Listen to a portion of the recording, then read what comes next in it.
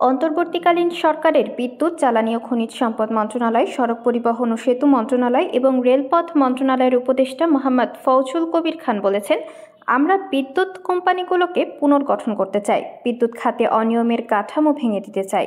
এখানে ঘটা অনিয়মের অভিযোগ তদন্তে কমিটি গঠন করা হবে। মনে রাখতে হবে, এটা একটি নতুন বাংলাদেশ। এখানে সবার সমান সুযোগ। সংকট যেমন আছে, সমাধানও তেমন আছে।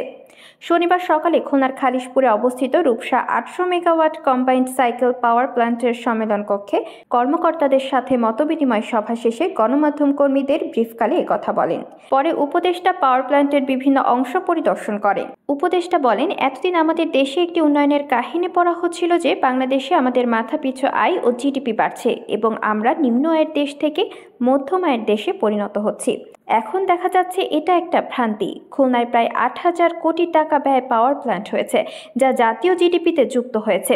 জিডিপি বাড়লেও গ্যাস ভিত্তিক পাওয়ার প্ল্যান্ট সহসা বিদ্যুৎ উৎপাদন করতে পারবে বলে মনে হচ্ছে না।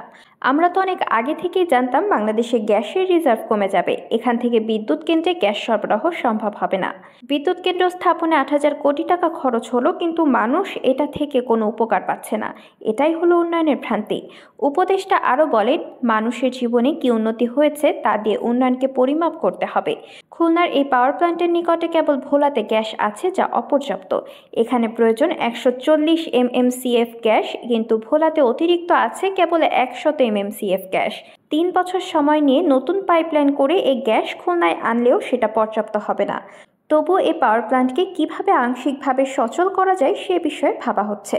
সভায় বিদ্যুৎ বিভাগের সিনিয়র সচিব মোহাম্মদ হাবিবুর রহমান, জ্বালানি ও খনিজ সম্পদ বিভাগের সচিব মোহাম্মদ নুরুল আলম, বাংলাদেশ বিদ্যুৎ উন্নয়ন বোর্ডের চেয়ারম্যান মোহাম্মদ রেজাউল করিম, খুলনা জেলা প্রশাসক মোহাম্মদ ইউসুফ আলী সহ বিদ্যুৎ ও জ্বালানি খাতের কর্মকর্তারা উপস্থিত ছিলেন।